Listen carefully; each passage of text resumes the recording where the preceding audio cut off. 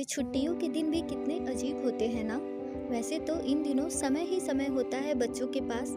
हाँ, उन्हें छुट्टी जो मिल गई होती है, इन दिनों बड़ों के साथ समय बिताना, दूर घूमने जाना, कितनी सारी चीज़ें करने का मन करता है ना।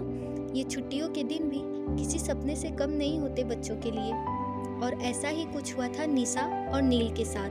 दोनों इस बार छुट्टियों का बेसब्री से इंतजार कर रहे थे और छुट्टियां होते ही वो दोनों माँ पापा के साथ दादी के पास यानी गांव आ गए। पूरे रास्ते दोनों यही बात कर रहे थे कि वो दादी से बातें करेंगे, कहानियाँ सुनेंगे।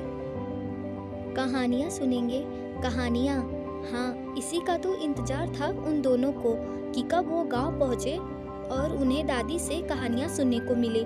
दादी की कहानियाँ बचपन के सभी पलों में से ये भी एक अनोखा पल होता है जिन पलों में हम दादी की कहानियाँ सुना करते थे। निशा और नील अब गांव पहुंच चुके थे। वे अपने गांव वाले घर पहुंचकर बड़ी ही खुशी से पूरे घर को देखे जा रहे थे। इतने में ही निशा पीछे से बोली, दादी कहाँ हैं आप? दादी बोली, ठीक तुम्हारे पीछे।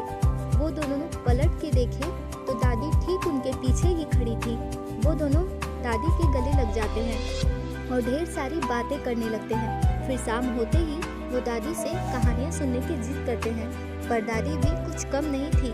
वो इन दोनों की कहानियाँ सुनने की आदत से अच्छी तरह वाकिफ थी। इस बार दादी निशा और नील को अपने गांव के पास वाले बगीचे की कहानियाँ सुनाती हैं, जिसमें कि चुड़ैल और उसकी अजीब रोचक बातें थी। वो दोनों जैसे जैसे कहानियाँ सुनते वैसे वैसे सहमे जा रहे थे। दादी की इस बार की कहानी की रोचक बातें उन दोनों को अंदर से झकझोर कर रख देती। जैसे जैसे कहानियाँ खत्म होती, वो दोनों दादी से पूछ लेते कि दादी क्या अब है वो चुड़ैल इस बगीचे में? कहाँ है? वो दादी भी बोल देती, ठीक तुम्हारे पीछे।